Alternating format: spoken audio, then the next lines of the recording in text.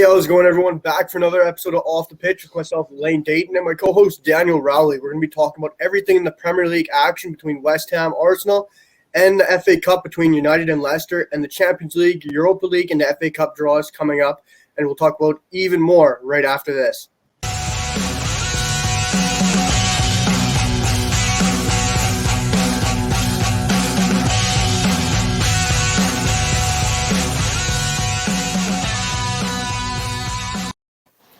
Well, there was some European action last week. We saw Tottenham play Dinamo Zagreb in the second leg of their two-legged affair, and Tottenham were up 2-0 going into the away game against Dinamo Zagreb, and it looked like they had it all locked down. Tottenham were going to move on, and Dinamo Zagreb pulled it off, going and winning it 3-0, 2-2 going into the extra time, and Orisic had a blinder, scoring a hat-trick, two unbelievable goals. Just a striker's game for Orisic. How do you make this performance from Tottenham themselves? Yeah, Orisic was incredible. I know we've said to you before, everyone's money. Tottenham are 2-0 up going into the game. Everyone's money will have been on Tottenham. But we saw how that went with Barcelona and Liverpool a couple of seasons ago as well. It's never over till the final whistle. Zagreb came out and played absolutely unreal. They capitalised off all of Tottenham's mistakes and played off them. Orisic was incredible. And in fairness, not one of his goals was what you'd say an easy goal. They were all very good goals for his hat-trick. But I thought as well that the keeper for Zagreb absolutely kept them in the game. There's a couple of times Harry Kane, I think he must have been point-blank range, looked like he had an open goal, and then out of nowhere there's just the arm of the keeper just came in and blocked his shot. Unbelievable saves from him. But yeah, Tottenham just didn't look like they wanted it as much. It looked like they went into the game thinking, yeah, we're 2-0 up, we've got this, let's play a nice little easy bit of football and just go for it. And I don't think they expected Zagreb to come out hitting like they did. And watching the replays and seeing the coaches on the side for Zagreb, I don't even think their coaching staff expected them to do what they did. But well played to them, and it's good to see someone else get into the semi-finals for a change and change it up. Yeah, you never expect a powerhouse like a Premier League side to get knocked out to the Croatian champions of all teams, especially when you're up 2-0 going into the second leg. And even Mourinho said after the game, it's like the players didn't want to play. It's like they didn't show up. It's like they had no passion. You'd never think that in Europa League quarterfinal, semi-final. Like, it's unreal to think of a Tottenham side like this with Jose Mourinho team going up 2-0.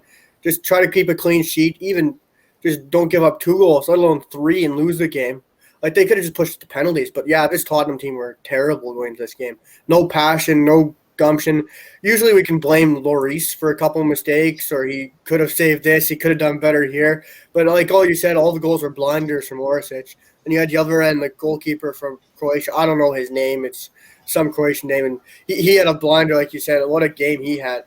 Like, he was playing unbelievable. But I want to talk about Jose Mourinho here. It's looking like he's losing kind of his spark here. Usually you see a Jose Mourinho side go into the game. They're up already. They're just going to sit back, win the game, park the bus, it's over. Do you think Jose Mourinho's got to change something, change his tactics, move on? It seems like Yeah, we all know how Jose Mourinho football goes. And this is the thing, like you say, everyone knows Jose, he's 2-0 up in the aggregate score. He will sit back. But he seemed to put out a fairly attacking squad. Bale and Kane were both up front. And to be fair, I don't think Bale had a particularly bad game. I think the midfield didn't control well, but Bale got some shots off, and so did Kane, realistically. Like we said, the keeper just had a blinder. But yeah, I don't know what it was with them. I do think sometimes we all know how Jose's attitude can be, and I think he's a very stubborn manager, and he's sort of stuck in his ways. Will he change? Probably not. He's won silverware, and he'll use that to back him up all day long. Tottenham's the only place he's been now and not won anything. He needs to win something with them, otherwise he's going to ruin his clean record. I don't think European trophies is where Tottenham's going to go with it. Somehow they managed to scrape the final of the Champions League against Liverpool the other year, but everyone knew the form Liverpool were on. Tottenham stood no chance, and it proved in the game. They didn't stand a chance that game, as we remember. I think he's got to look at a domestic cup. They're not looking at winning the league over the next couple of seasons. Liverpool will come back strong, no doubt. City are already up there. Man United have now got a rack of form under Ole, and they're unreal. Leicester City are on an absolute blinder lately. So it's they're not going to look at winning the league in my eyes, unless they do something special. But Kane and Son could go to a better team any day of the week at the moment. They've got to look at winning an FA Cup or a Community League Cup. But it's just hard because, as everyone knows, they're the Man City Cups of the year. Every time they come around, everyone knows City's got their hands on them all the time lately. So it's a hard one to get to. We just have to see what they can do. But yeah, I don't think European football is anything they'll be looking at in the near future. They're just not good enough for it unless, I mean, it depends on the run and the draws you get at the end of the day. Everyone knows the draw can save you. Look at England in the last World Cup.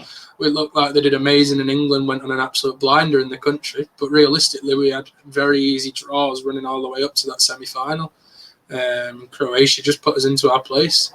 And it's the same for Tottenham. Unless they get an easy draw coming up to a Europa League or potentially Champions League, depending on the finishings in the Premier, I don't think they're looking at it. And yeah, I think they've got to look and push for a domestic cup. But with Man City's hands all over them, it's going to be hard. I do think Jose's got to change some up. The players he's got, it's the wrong team to be playing a defensive style of football. You got Kane, Bale, Son, all players. They're not good defenders. But they are incredible attackers. Them as a front three should be, and Mora, I'm forgetting him off there as well. Dele Alli on his day. They're not a defensive team. Spurs should be an attacking team. And if Jose decides he can finally use that well, I think they can come out and they can win stuff. But I think at the minute they've got the wrong manager for that club. They've got the wrong play style. But do you really want to lose a manager like Jose Mourinho and let him go somewhere else? Probably not. I know Tottenham are fairly happy with him, apart from the silverware. It's not like they've been winning silverware before Jose came in anyway. So it's not like he's changed anything around. But we'll see what happens over the next few seasons with him. If he can change his tactics a bit, potentially we can see more out of them. Well, yeah, exactly. Like you said, I completely agree with you. I think he's got to change something because with the team he has, he can't park the bus. With Eric Dyer at the back and Sanchez, you're just not going to sit back with those two. And they're so rash. They're always due for a card. You never know what one of them are going to do, fly in for a challenge. But like you're saying, Tottenham winning a trophy, like you got to look domestically, and you got City. Like City don't lose domestically lately. You got them in the FA Cup. They're semifinals. I think they're 3 straight years they've been in semifinals now. They've probably won it 3 straight years, like always, besides last year Arsenal won it. And then you got City, well, League Cup is always theirs. It feels like they've won it the last 35 years now. They don't stop winning that. And Tottenham play them in the League Cup final, but I mean, you might as well not even play it because City are going to beat them anyways. Last time City played Tottenham wasn't even a contest because it was just embarrassing. But if somehow Jose Mourinho does beat them in the League Cup and Pep for some reason does one of his stupid tactical changes like he did against Lyon and play De Bruyne at right back or something stupid like he always seems to do in a final, and he overthinks it and does something wrong, and Jose wins the title, the League Cup title. Yes, it's the League Cup title, but then he's the most winning Tottenham manager in the last, 10, 15 years. He's won the most trophy. That's unreal to think of. 1 League Cup trophy, and he's the most decorated Tottenham manager in history. In how long? Before I was born, that's for sure. But it goes back too far. So, I mean, in my opinion, I wouldn't sack Jose, not yet. But I want to hear what you think. Would you sack Jose Mourinho so far? No, I wouldn't sack him. As we've said, Jose is probably the most decorated manager in the history of football. Across all the leagues. I'm not talking like obviously just Premier League, because we know what Ferguson did for Manchester United and what Pep's at the moment doing for City. But I mean, across football, I would say Pep is arguably the most successful manager across all leagues, especially in Europe, obviously. So you can't take it away from him. You've got to give him a chance. I think, yes, he's in the final this year. See what they can do. You never know. Tottenham on the day could beat City. They're good enough for it. Yeah. On the day, they are good enough for it. I mean, don't get me wrong. I wouldn't want to go up against City on any day. But I know, like, on the day, Tottenham, yeah, they could pull it off and they could do something. Just got to see. But, yeah, I think I don't want to say it's too early to sack him because he's been there a while now. But I'd sort of be having words and just maybe give them a year. Just say, you got this. If they don't win this year, say, in the cup, say, right, you've got this year, win summit or you're gone. Because he's obviously not the right manager for them if they're not winning anything in the time he's been there now. Because it's not like they've had to build up from the bottom of the Premier League or from a Championship side like Leicester have. They've been a team with money, they've been a team with the players, they've been a team with everything. So they don't need anything in particular. They just need the manager that's going to get the most out of the players they've got. If Jose can do it, he's done it. And to be fair, I wouldn't be surprised if he wins the cup this year and then leaves them anyway. Because we know he's done that in the past. He won the Champions League with, was it Milan? Yeah, I think so, yeah. Yeah, he won the Champions League with Milan and then literally left that night. So it's like we know he's done it before. And to be fair, I wouldn't blame him with a team like Tottenham is winning the FA Cup, proving he's got silverware at another club and then leaving. Because he can go to better clubs. I think he can go to clubs that are more suited towards him, leagues that are more suited towards him. I don't think the Premier League's amazing for the way he plays. He brings it a boring play style. Like we said, he's too defensive for my liking. I like the Premier League when you see attacking clubs or possession-based clubs. It's just more enjoyable to watch, where there is other leagues like that do sit back a lot more, and he can do better at. But I think he's running to the end of maybe a long career now. He's proved his worth. He's got a load of silverware, but you know how stubborn he is as a guy. Is he going to just back down and say, right, that's me done now, I've won in every league or whatever it is he's been in now? Or is he just going to keep going and going and going and just pick another club to win some silverware at? And see. But yeah, I think it's too early to fire him. I'd give him till the end of next season at least. If he hasn't won any silverware by then fair enough, get rid. Yeah, same with me. I think you got to give him another season. I mean, he's trying to park the bus and play his football, but with this back line, he's been giving you absolutely can't. He brought in Reguilon, the left back, absolutely good. He's a great left back. He's attacking left back, but the back, he's open. God, he's open more than I could count. He lets in so many goals behind him. Same with Matt Doherty. Every Wolves fan is like, oh, you got a great right back, but he's open at the back because they play that three in the back with two wing backs, and he's obviously not a defensive fullback, which Mourinho wants. And then he's open at the back, and you don't have any defensive players besides Højbjerg and your two center backs, so he can't play his football. So if he's given a summer where he can buy a center back or two and maybe a left back of his choosing after Reguilon goes back on loan or whatever, however that deal was, it was a weird arranged deal. And then we'll see what he can do next year. But I think you're right. I think if there's any guy who's going to win a cup for Tottenham, it's going to be Jose. He's a cup guy. He's going to win you a cup. Hopefully it's next year because I'd love to see him do something with Tottenham, not lose his perfect record. But I want to move on to Tottenham's other game of the weekend before we head to commercial. They played Aston Villa and won 2-0. It was kind of a boring game. They scored from an Emiliano Martinez mistake, and then they scored a penalty. Nothing much to hum and haw about, but I want to talk about Aston Villa here. They've been quality all year. They've kind of dropped towards after Christmas. They've kind of fallen off the plank. But then you had Jack Grealish, who didn't play today, or yesterday it was, and they didn't really play as well as they usually do. Not less creativity up top, less balls in the box, not as many chances for Ollie Watkins. Do you think Jack Grealish should be in the England team? He was left out by Southgate. And do you think Aston Villa needs him to be a top contender? I know you're not a big Jack Grealish fan, but I just want to get your opinion here because I love Jack Grealish myself. Yeah, as a Leeds United fan, I'd say definitely not in the England squad. I'd hope England lose every World Cup that he plays, and I can't stand him as a player. Honest to God, he'd look better going into the Olympics on the England diving team. Like, honest to God. I genuinely think, and this is as an honest opinion, not even as a Leeds fan, Villa aren't winning as many free kicks as they used to. They're not winning as many penalties. They're not winning as many free kicks. We all know they can capitalise off them, and it keeps the possession in their half or in their hands. Sorry, and they're not without Jack Grealish on that pitch. They're not winning as many free kicks. They're not keeping as much possession. And don't get me wrong, yeah, they are losing the creativity up front that he does bring. I will always hold my hands up. He is, when he's not on the floor, an incredible player. If he didn't dive around as much, I think under the right manager that I'd sort of tell him to stand on his feet. There is a few managers out there, Bielsa being one of them. He doesn't like players on the floor. He doesn't like them on the feet. And I think under the right manager that I'd keep him like that. I think Jack Grealish could be one of the top midfielders for England. But he just needs to be controlled. You don't want to have to win games because you're diving and getting free kicks all the time. And it's not even me saying, oh, he dives a lot. It's been statistically proven. I think he had 90-odd more than any other player, free kicks won, or fouls won even, than any other player in the league. So an impact player, as we might call him. No, personally, I wouldn't have him for England yet, just because if I see a player diving on that England pitch, I'd just be upset. It's a disgrace when you're doing it for your country. Yeah. But I've always said for a while, when it comes to England, you got too many players that just they play for the club, for the country because they're happy for that bit of extra cash. They're not playing because it's a pride to put on the country's shirt. A lot of them will just play because it's a bit extra money in my pocket.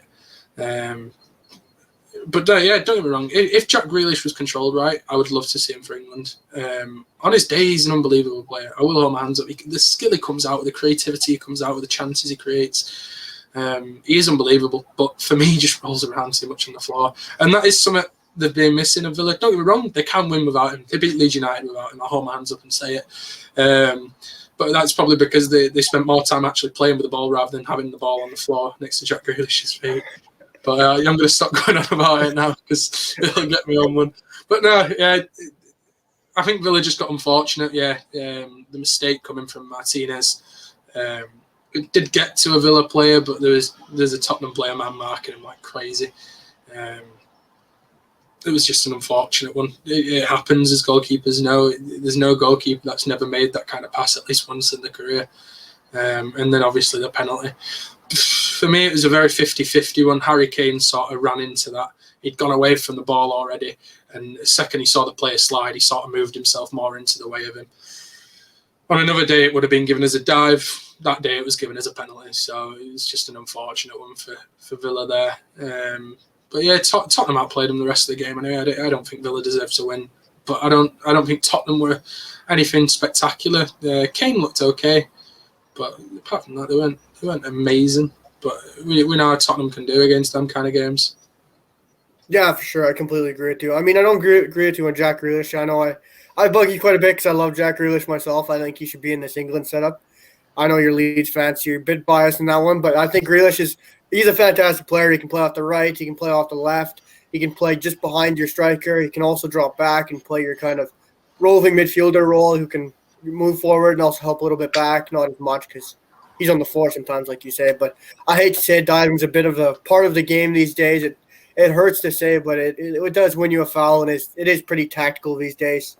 Sadly, diving is a part of our sport, and hopefully one day it can leave our sport because it is a pain to watch. Lots of times it gets really annoying, especially players like Jack Grealish. I can admit he does do it quite a bit. Some of his fouls I have to say are quite legit and real fouls, but the other ones are quite diving. Most of them are dives. But we're going to dive right on to the Leeds game against Fulham and the West Ham Arsenal game right after this.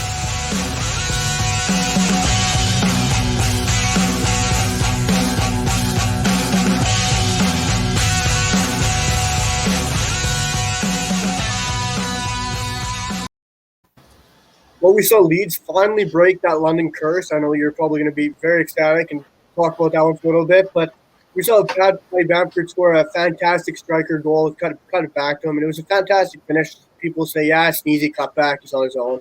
But it's a great striker's goal. Everyone says it, those are your striker's goal.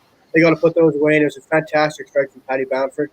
Ayling had an unbelievable header disallowed by offside. You were probably screaming around, running in your living room. You would tell me about that.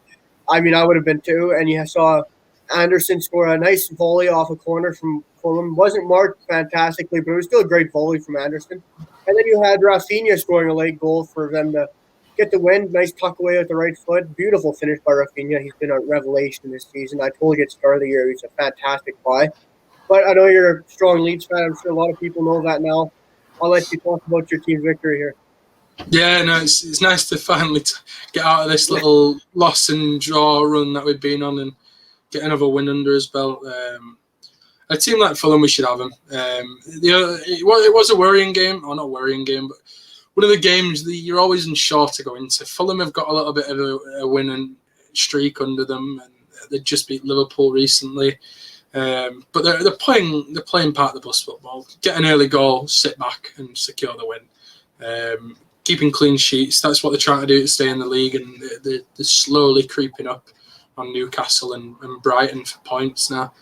At the start of the game, that Luke Ayling goal, honest to God, I won't lie, me and my dad were in the living room absolutely going crazy. Luke Ayling had done his signature ponytail out, guitar going on by the corner flag.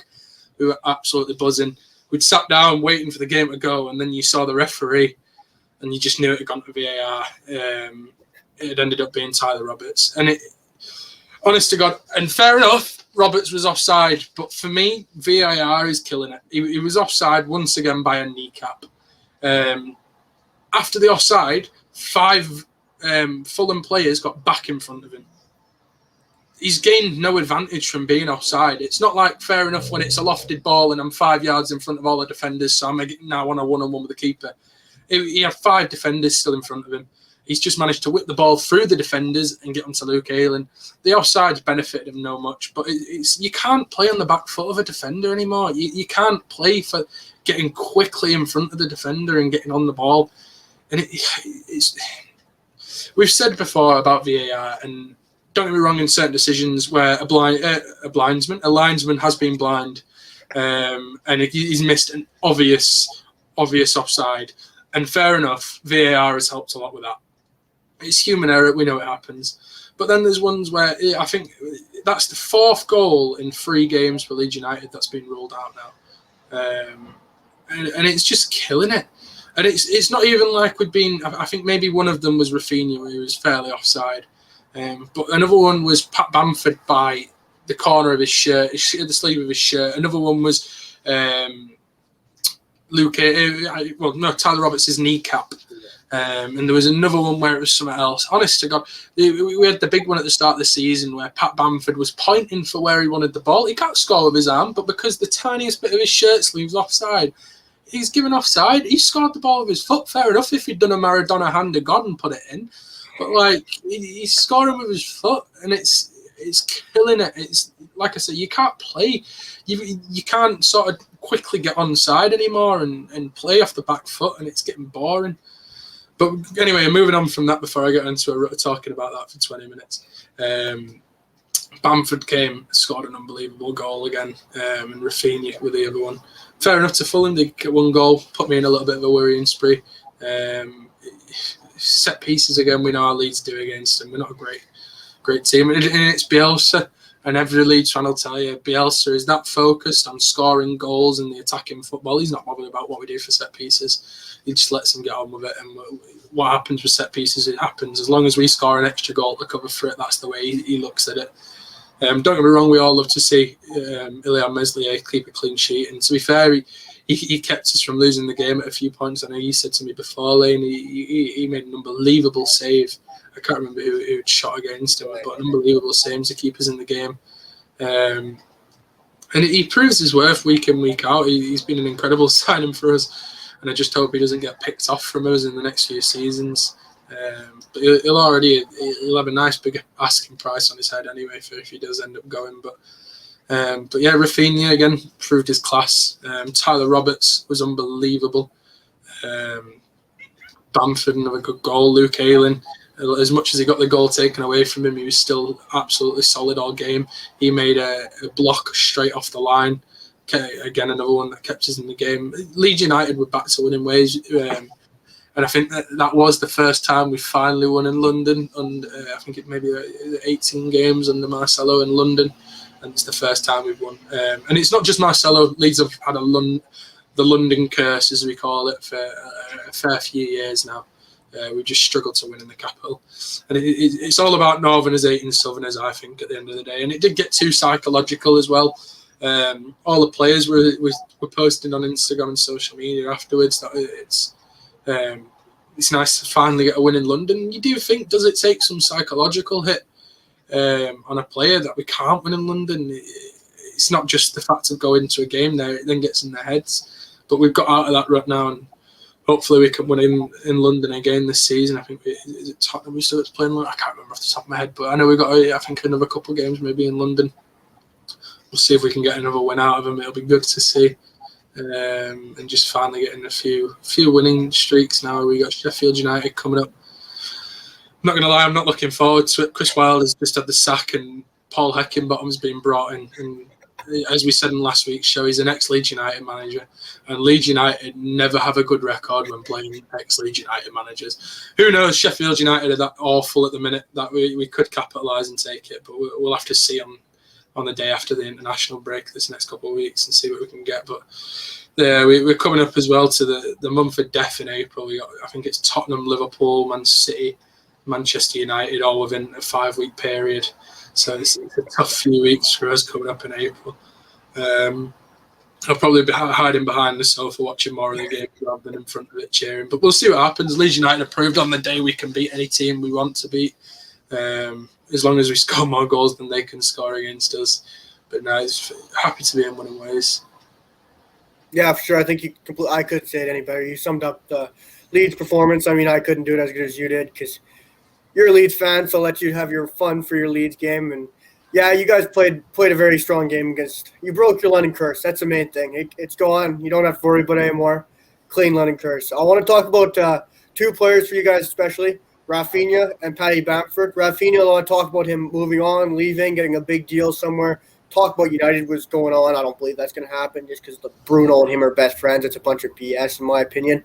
And then Paddy Bamford getting left out of the England squad here. What do you think about that? Because I think he should be in this team. Honest to God, I was fuming for him. Pat Bamford he's scored the most open play goals in the league this season. He's proved it again. Straight after he didn't get an England call up, he's got an assist and a goal in one game.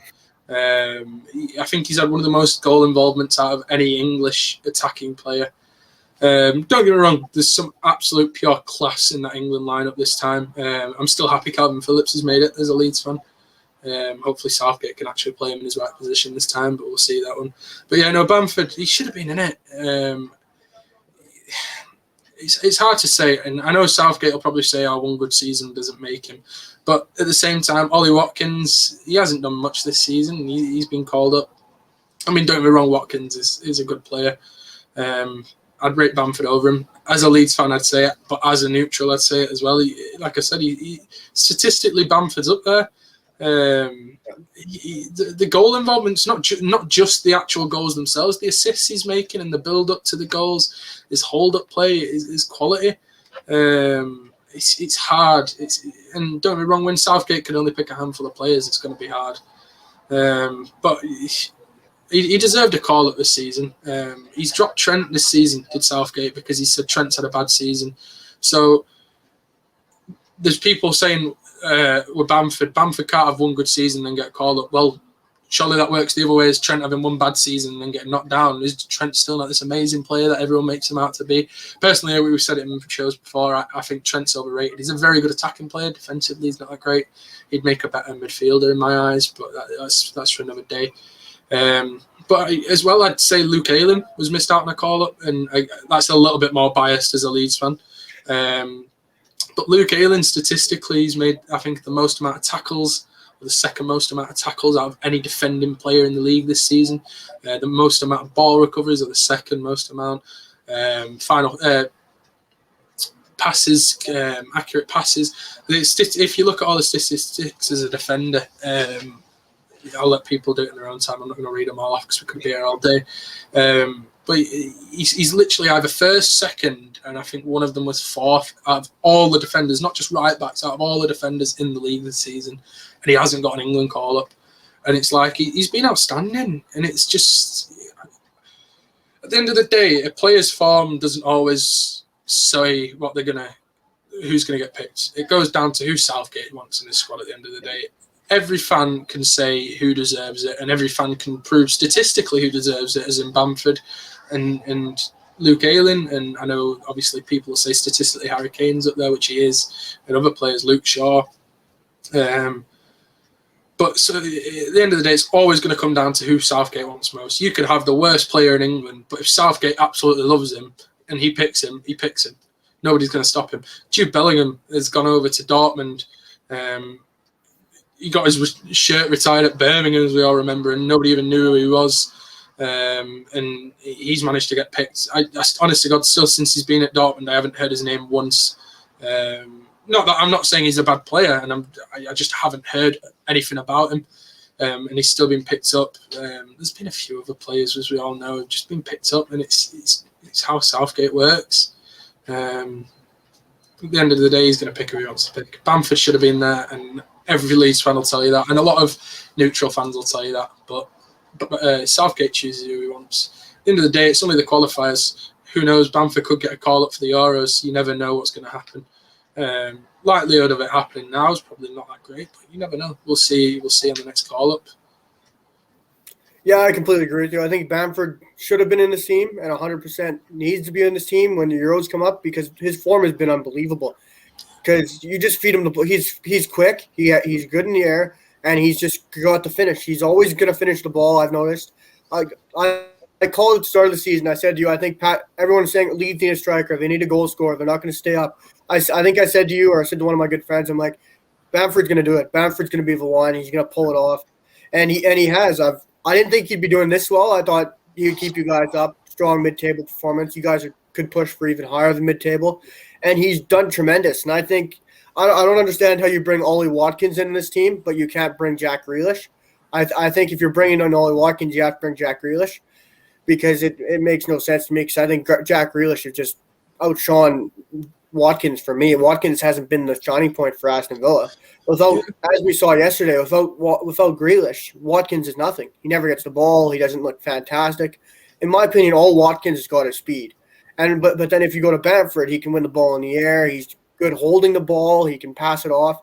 Bamford's just a completely better player than me, and I think he's going to have a higher ceiling still in his career. So I'm excited to see where he goes. But I want to move on to another English call-up. We had Jesse Lingard. It's been 2 years since Jesse's finally got his call-up, and he is back in the England team. I mean, I'm happy for him. See him move on to West Ham, get his loan spell. Scored an unbelievable goal against Arsenal this week in a 3-3 draw. This was really the definition of a game of two halves. You had West Ham in the first half go up 3-0. It was crazy, 2 crazy goals, unbelievable volley from Jesse Lingard. And then it was a free kick taken quickly, which was kind of funny to hear, and Jared Bowen put that one away. And then a Souček goal, which we seem to hear almost every week. And then the second half, we had Arsenal 2 own goals, a Souček own goal, and Craig Dawson scoring once again for another team like he did last week for United and comes up for Arsenal. Another own goal for Dawson. And then Lacazette with a beautiful header. Unbelievable header from Lacazette. What do you think of this result here? Who do you think deserved the win or would be happy with the point? Yeah, I mean, it's hard to say. Just going to touch on Lingard at first as well. That's another player who, obviously, I said already, I don't want to go back too much into it, but obviously there's a lot of people saying Bamford's had one good season. Lingard's not even had a full season at West Ham and he's been picked for the England squad. So that's another argument. But again, I won't touch on that. Lingard yesterday was great. In the first half. The first half was all West Ham's game. The second half was all Arsenal's. West Ham made Arsenal look awful the first half, and Arsenal made West Ham look even more awful the second. I do think Arsenal deserved to win it more after, obviously West Ham can go up 3-0. Fair credit to them. They were good goals. I think there was 98 seconds as well between the first and the second goal, which is incredible to see. But when Arsenal can come back from 3-0 down and they were still creating chances like they were, they deserve to win it more than West Ham did. Fair play to them. But like we say, Lingard, yeah, great goal from him. The free kick he took quickly is a little bit of a dodgy one. You'd see on another day a referee had said, no, come back, you wait for my whistle. And this is where I think as well, in touching on the actual league itself, referees have to be more clear about when you can take a free kick. Because I will use the Leeds game as an example. When we played, I believe it was Wolves, they got a goal disallowed because the referee hadn't blown his whistle. Rightly so. He wasn't ready for the free kick. He hadn't blown his whistle yet, and then they went and took it. Fair play to the referee. Great call. Bring it back. The referee hadn't blown his whistle for the Jesse Lingard free kick. And this is where it gets just a little bit sort of indecisive for teams. I do feel for Arsenal there. What can they do? It's a direct free kick as well. It's not like it's an indirect free kick. So Arsenal should have the time to set up. The referee should have been clear on when they were allowed to take it, but they haven't. And fair play to them. Fair play to West Ham. Great free kick. Well, great idea to take it quickly. If the referee lets it happen, the referee lets it happen. They scored a good goal from it. Bowen capitalised. but there's no certainty of when you're actually allowed to take that free kick. And again, this goes down to refereeing, and we know we touched on this a lot of the times in recent episodes because of refereeing is appalling for the most part in the Premier League. I'd probably trust my nan to do a better job, and she can't stay up for more than 5 minutes. But no, we've seen it. But yeah, Arsenal's second half was just unreal. Lacazette was absolutely incredible. And to be fair, West Ham should have finished the game off. Antonio missed an unbelievable. I don't know how he missed it. Literally, all he needed to do was tap in. I think it grazed his studs and went wide. He'll be kicking himself about it. I think the ball had come in from Ben Rama, great cross in. Antonio, all he had to do was literally get in front of it, and he missed it. But yeah, same on the other side.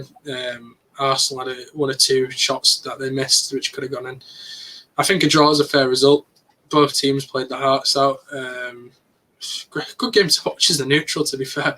If you come in and you want in goals, it's a great game. Great game from credit to Arsenal for coming back 3-0 down.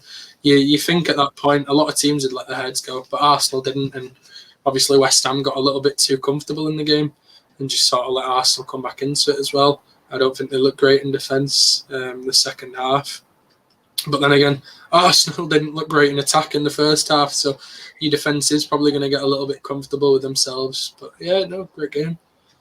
Yeah, I completely agree with you. I think West Ham came out of the second half like they thought they'd won it. They just walked out there like Tottenham did midweek against Zagreb. West Ham came out, head and their shoulders, like, yeah, we've won it. It's all over. And they just didn't play. They didn't show up. No one – I mean, you could blame the attacking players not doing anything, but they didn't really have much of the ball to do anything with. Arsenal just piled on pressure. Finally broke them down. Yes, it was own goals, but still, I think Arsenal definitely deserved to come back and win this game or draw it, but they could have won it. Either team could have won it, in my opinion. Yeah. It was chances galore for either side. I mean, yeah, you got players like Mikel Antonio and Jesse Lingard. On the other side, you got Lacazette. Odegaard's having an unbelievable time at Arsenal. And Aubameyang can't even get his way into this Arsenal side right now of how good Lacazette is. And I think this really shows Arteta's got it in his locker for this Arsenal team. He's really cracked his code because earlier in the year, relegation. Arsenal might get relegated. Everyone knew that was a bunch of BS from all the other fans trying to just make fun of Arsenal like always. The laughing stock of the Premier League, Arsenal is.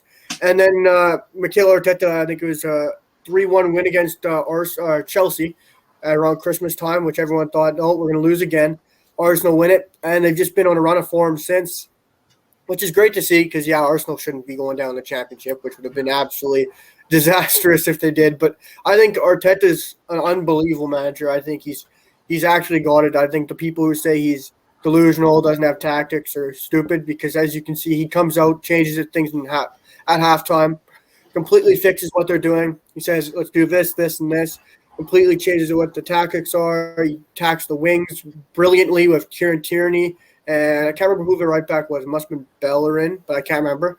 And then you had Bukayo Saka and, like I said, Odegaard doing a tremendous job in the middle, dishing around. But the way he told them attack down the wings at the fullbacks and the wingers was unbelievable.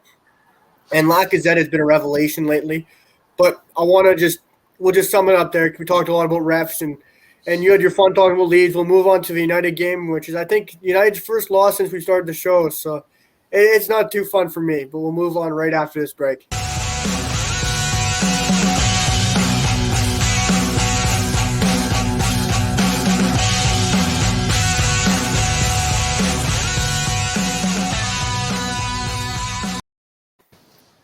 Well, Ole Gunnar Solskjaer has lost another quarterfinal. Usually we'd be saying he's lost another semifinal, but this time it's a quarterfinal because we cannot get to the semifinal, unfortunately.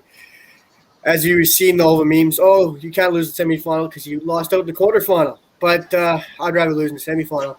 But as everyone knows, I'm a United fan, so I'm going to let you take the floor. We lost 3-1. Absolutely abysmal performance from Man United. Greenwood scored a goal. I know you aren't a fan of Greenwood. But I'm just going to let you take the floor and talk about United's terrible performance before I rant it out here.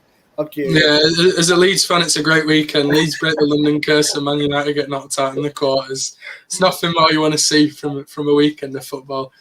But no, as a neutral, as much as I do hate Mason Greenwood. His strike was incredible. Great finish from him. And he is a young prospect player. He is a great player on his day. I'm just not a massive fan of him personally. But I do know he can play football when he wants to play. And it was a good finish from him. But I thought Leicester just absolutely schooled Man United. The squad they put out, you knew they weren't messing about. But I think Man United defensively were just awful. And I know even you said it to me yesterday as the game was on. Fred, what was he doing with that pass back? It was just shocking. But then I thought Maguire just absolutely flapped. Anytime the ball came near him in defence, anytime he was under a little bit of pressure, he just seemed to flap. He couldn't do anything. I can't remember who else had it centre back. I thought he was shocking. Yeah, we know what he's like anyway. I don't need to touch there, but he was just shocking.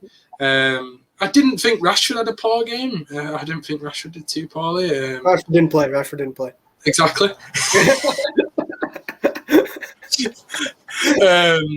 No, I thought Greenwood did all right. Again, gets greedy. There's a few chances where he could have passed it out. I do apologise. I thought I was thinking of the other game the other day where Greenwood could have passed to Rashford. That was last week's game when he did win. But no, it's just one of them with Man United. I always love seeing them lose, but yeah, when Leicester do an absolute favour. But yeah, we saw again. Is it Nacho with the incredible goal? Vardy was on form. Played well, Leicester. Unbelievable, played well. I'd put money on him for next week, for the next game to do well. We'll touch on the draws in a bit and who they've got, but yeah, Leicester's shown it again why they should be pushing for that top second. And I know this was the cup, but I mean, in terms of the league, Leicester have shown why they should be pushing for that second place spot in the league. And I think they will be fighting Man United for it when it comes to the league. But in terms of the cup, they were unbelievable. And I did think it's quite funny when Man United brought 4 of the 5 subs all on at once. Just saw like a wave of red come onto the pitch and a wave of red come back off of it. Obviously, you brought the experienced players, and if I'm right, it was McTominay, Bruno, who else was it? Cavani and Luke Shaw. Yeah. So it was like, to be fair, you thought bringing those 4 players on, you know the attacking players, you know if Man United are now going to go out and they're going to try and get some out of it. Just couldn't do anything with it. Yeah, and don't get me wrong, you can't expect 4 subs on at once. It's like, what can you expect them to do? Like changing the tactics. And I mean, I know we've seen in games previously, you bring 1 sub on and they can make a difference, but bringing 4 on at once is just completely changing the way you're looking at the game. I do think it's too much at once. I don't know. Don't get me wrong, they could have made a difference and they could have taken it back. We know what Man United are like on their day. But yeah, good to see Leicester win. Onto the semi and see what they can get out of that. Yeah, I mean, the 4 subs was absolutely ridiculous. I can't remember what I sent you as a text. You were laughing, and I after the game, I really looked at it. I thought to myself, well, he's bringing on 4 players. Yeah, they're impact players, but what is he changing? He changed nothing. Yes, he brought up Pogba. That was always going to happen. He was only fit to play 60 minutes after his injury. And then you bring off a like-for-like change of Martial for Cavani. Telles comes off for Luke Shaw. And McTominay on for Matic. And Van de Beek comes off. I was absolutely baffled why he came off and Fred didn't come off. Fred looked like he was blind or drunk the way he was playing. Looked like he was you out there. I was confused. And they say he's Brazilian. I don't know how he's from Brazilian. Looks like he's from Leeds. He was absolutely awful. If you're giving him a rate out of 10, he was -1. I was losing it during the game. My dad's like, "What are you doing?" I'm like, "He's awful. He was absolutely terrible. He couldn't win the guy yesterday. That back pass to Dean Henderson was absolutely atrocious. Put some power on it. It's like he's playing under 5s or something. It's just so light. And you see under 5s play better. Not hard. And then even the first touch he had there, the touch was terrible. It was like he was wearing bouncy boots, or like he was Romelu Lukaku when he played for Man United. The first touch just bounced off his feet. But yes, Maguire gave him a hospital pass to Fred there. Fred only had one option. You either kick it out Rose End or you give it to Dean Henderson first time, but he takes a shocking first touch, bobbles it, and then doesn't even make it hard enough to Dean Henderson. And Iheanacho, well, he's obviously going to put that away. Like that's any kind of striker's goal. And well, like I've said, the midfield was terrible. Fred was nowhere to be seen. He was running around like a headless chicken. And then you had Matic looking like he should be retired. Like that goal from Yuri Tielemans, he didn't even break sweat. He like walked past Matic. It was like a stroll, like an evening stroll. Like, it was, my head was losing it. But I think Pogba played well. Pogba did play well for his performance coming back from injury. Great performance midweek against Milan. And he had a good pass set up Greenwood and a nice dummy from Van de Beek. But I think Ole needs to be questioned here in this game massively, because the 4 subs, I don't know why you're making 4 subs at once. Because then if you want to bring on one more, you're going to bring in one more. But then if you get an injury, you got nothing, you're playing down a man.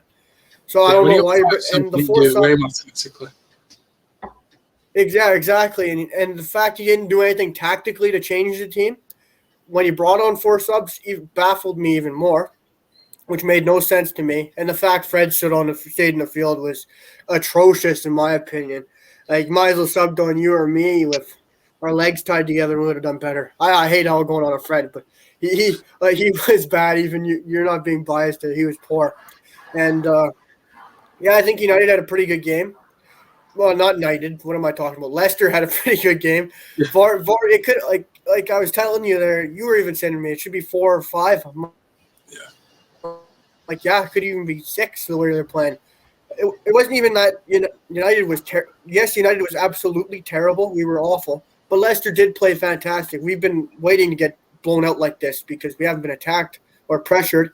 And Brendan Rodgers played tactically here this game. He stepped on the front foot. He played Iheanacho and Vardy together like we talked about. He must be listening to us, but because he finally played Vardy and Iheanacho, and they were fantastic together. Unbelievable. Yeah, exactly. And like we were saying, Maguire, he's slower than a bus or a fridge, as we call him.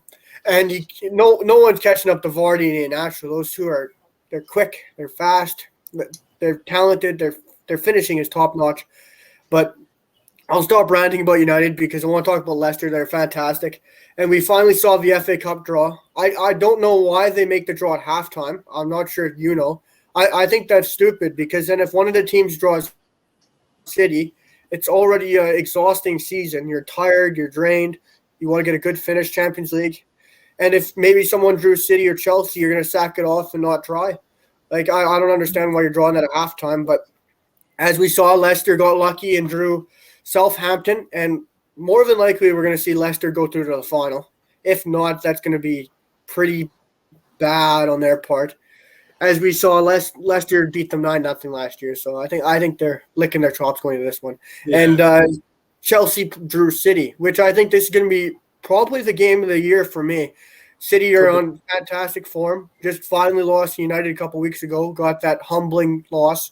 And Chelsea going into this game probably going to be 11 or 12 unbeaten or something by this time. They just can't lose right now. So you got a Man City team that scores goals for fun. They don't lose. And you got a Chelsea team that haven't lost under Tuchel. What do you think is going to happen here? Who do you think is going to move on? Leicester, Southampton, and Chelsea, Man City. Yeah, talking as a Leeds fan, I hope City win. And as a neutral, I hope City win.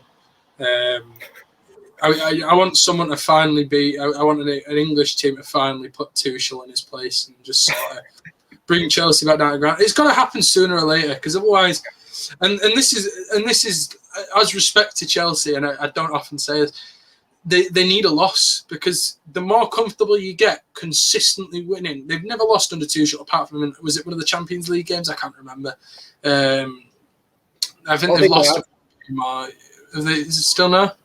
No, they drew beat Atletico both games. No, I can't remember. I don't know. They might have had a loss. I don't know. But they need a loss to bring them back down to earth. You get sometimes too comfortable, and then when a loss hits you, when you're on such a winning streak, it really knocks you back. And I think Chelsea don't want to get too comfortable with that because I feel like Chelsea, the way they want to take a loss is in the cup. I think if they take that loss in the league, then it really will hit them. I think if they take the loss in the cup and then maybe a loss in the league at a later date. But I do feel like if they get too comfortable just constantly winning, it really will hit them for 6 when they do take that loss in the league eventually. But I do want to see City win it anyway. As we all know, it's City's cup. This probably will be City win it. Plus, I'd much rather see a Man City Leicester final. I think it'd be an unbelievable final for the cup. Chelsea, don't get me wrong, Chelsea Leicester would be a good final. But I do think Man City Leicester, and all credit to Leicester, it'd be the first time they've got to that cup final since I think the 80s. To be fair, it's the first time they got to the semis since I believe the 80s. So it'd be great to see them get into a final. And I think to play City in the final, I think it'd be a much more interesting game. And it could, we know, like we said, Leicester on the day can beat any team they want to beat. They've got the absolute quality for it. And I think Leicester City final would be good. Yeah, I completely agree with you. I don't agree with you on the City-Chelsea game. I want Chelsea to win. I hate City, obviously, United fan. Yeah. And I think Chelsea's going to win this. I hope they do, and I hope it sets City back quite a bit. But like you say, if Chelsea lose this, they could really take a tumble. You never know what could happen to them in Champions League qualifications for 4th place. But the cup is the place for them to lose here, like you said, because then you're not taking that league form back. But I want to see Chelsea-Leicester, and you want to see City-Leicester. We'll write that down and we'll see what happens then. But I want to move on to the Champions League draw. We saw Chelsea got a favorable draw and drew Porto. Liverpool, Real Madrid. Bayern Munich, PSG, a replay of last year's final. And then finally we had Dortmund draw Manchester City. Which of these games really intrigue you, and who do you think is going to move on here? Yeah, I mean, to be fair, I think Chelsea have got the easy draw there and the rest of them have got quite a tough one. I saw a post on social media, and it was if anyone's watched Rush Hour, the scene where the little girl's being kidnapped and she's in the back of the car with the 2 guys in front and she's singing, and everyone were like, "That's Chelsea with a draw," and the 2 other guys that are sitting there like shaking, a Man City and the other one, and it just made me chuckle. I think Chelsea, on paper, Chelsea should win that game every day of the week. They should be winning that game. I think City. Dortmund has got potential to be an incredible game. I think City, with the form they're on, the way they play, I think they'll do Dortmund. We know what Dortmund are like. They just crumble a lot of the time. I love seeing Dortmund play because when they are on it, especially with Haaland, you never know what he could do against City. He might absolutely give Edison the time of his life, having to do more than he's ever had to do before. We'll soon see. I think it'll be a great game to watch, that one as a neutral. I'd like to see City win it. I want to see City win a Champions League personally. I think it's about time. How close? I know you won't as a Man United fan, but I like City because they're the only team that hates Man United as much as we do. But no, it'd be good to see City get through. But I wouldn't be disappointed if Dortmund get through. But personally, I don't see Dortmund winning it. I see City if they get through. I see City with a chance of winning it, where I see Dortmund don't have a chance of winning it if they get through to the semi. Bayern PSG, for me, that's got Bayern written all over on it. We know what they're like. They're in form. Lewandowski's having the time of his life up front for them. And I think PSG is sort of dropping off a little bit in Champions League. There's something about them. They're not screaming like they were as this amazing team they were a few years ago. I mean, don't get me wrong, they got into the final last year, but Dortmund just took them. And I can see it happen again. Dortmund are on absolute fire, and I just think they'll do them. And who did we say the last game was again? Liverpool, Real Madrid. Liverpool, Real. I think that's got all credit to be a right game as well. Neither team are doing amazing this season, so it's anyone's game there, to be fair. But I think it's not going to be an easy one. As we know, Liverpool on the day in the Champions League can do really well. And I think that's all they've got left to cling on to this year, realistically, is they want to go for that Champions League. And then Real, we know the history they've got in that cup and how much they're going to want to win it as well after not having a great season in the league. It's going to be a good game. I'd probably put my money on Real for that one. I'd probably put my money on Chelsea to beat Porto easily. I'd say Bayern to beat PSG and City to beat Dortmund. That'd be mine. I wouldn't want to dare give scores for any of those games, especially the City Dortmund game. That could end up being a very high scoreline if it wants to be. Because I'd predict that Haaland will come out, score a couple of early goals, and then City will come into the game and absolutely do him in. That tends to be what happens with Dortmund in a lot of these games. Is Haaland will come out on fire, and then the other team will slowly put them away. But we'll see what happens. I think all of them games. I think even Chelsea Porto. We never know. Look at Zagreb in the beating Tottenham like we just talked about earlier. Porto could come out and do that to Chelsea and just nobody expects it and then just do them in. And I'd love to see it. I won't lie. But I do think Chelsea will win that one. But all four of those games have got absolute potential to be really good quarterfinals, leading up to a potentially really good run for Champions League this season. Yeah, I think this is probably the best quarterfinals, in my opinion, we've seen in a while. I think Porto coming off an unbelievable win against Juventus there. No one saw that coming. I mean, that was crazy. Knocking out Ronaldo before the quarterfinals is something not too many teams can say they've done. Porto have a tremendous history in this Champions League, obviously with Mourinho winning it with them. But I think Porto have so much confidence going into this game against Chelsea. I think I saw Porto's manager the other day saying, everyone's saying Chelsea was so happy to get you guys in the draw. And Porto's manager saying, yeah, we're happy to get them too because they're the weakest team besides us. And I thought that was hilarious from Porto's manager to say that.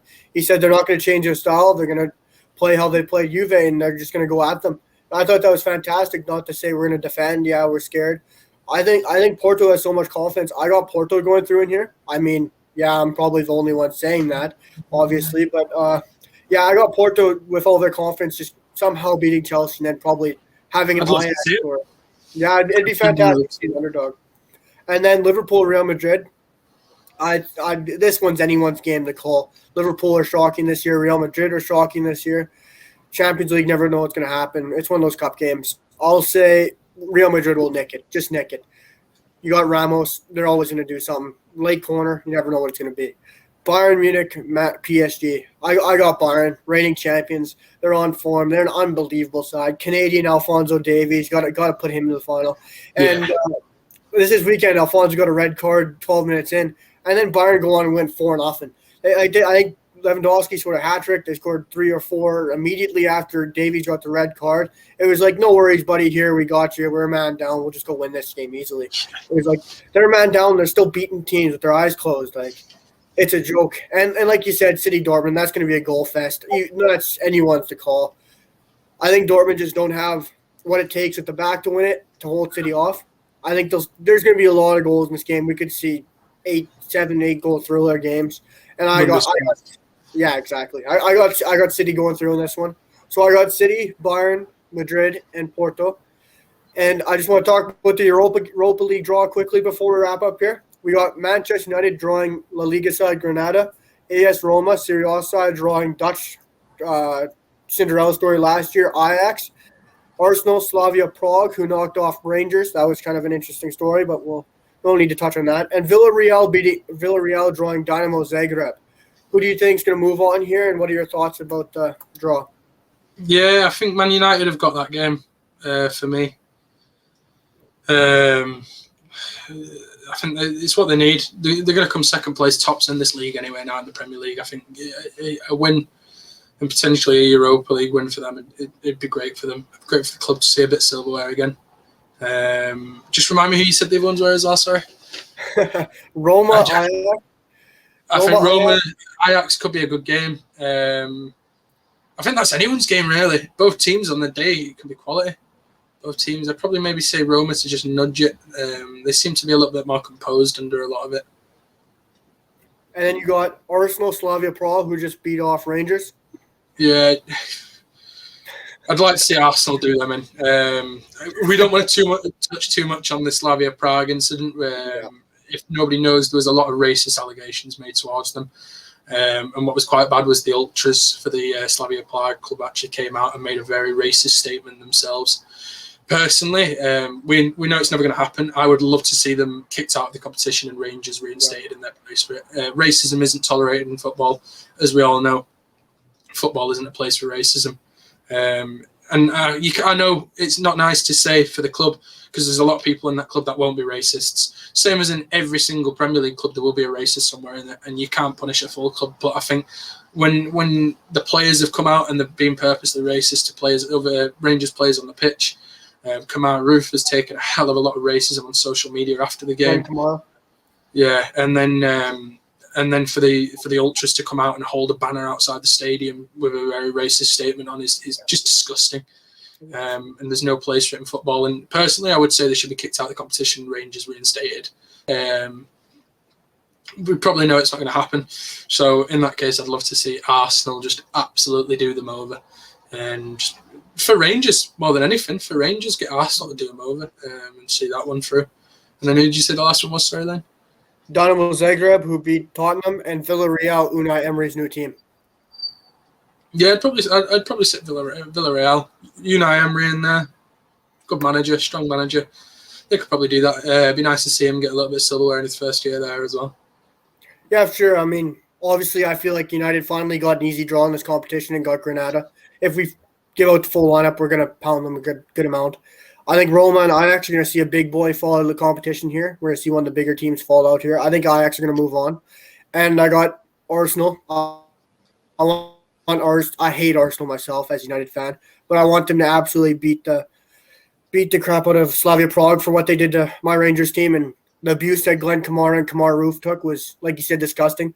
But I think it was fantastic for what Celtic did with Rangers this weekend and stand together in harmony, which is hard to see between a rivalry. And especially I posted that thing about Scott Brown. I think it was fantastic. He came over during warm-ups. You never see a Celtic or Rangers player cross halves in warm-up, and Scott Brown came across and gave Glenn Kamara a handshake and a hug, and I thought that was fantastic for him to do as a Celtic player. You don't usually see that. But, yeah, I want Arsenal to really give it to Slavia Prague for what they did. And I'd like to see Unai Emery's Villarreal win it. I think they're going to pull through and win it, because I don't want to see us have to draw Dinamo Zagreb, because I don't know what they're made of and if we can actually handle them, because they look like a surprise kind of team with what they pulled off against Tottenham here. But I think it was a fantastic episode, this one of Off the Pitch. It was I think it was our 6th episode now. We're doing fantastic. I would like to thank everyone who's been watching us. It's been really great, and I hope everyone loves this episode. And we'll see you next week for some more great action in the world of football.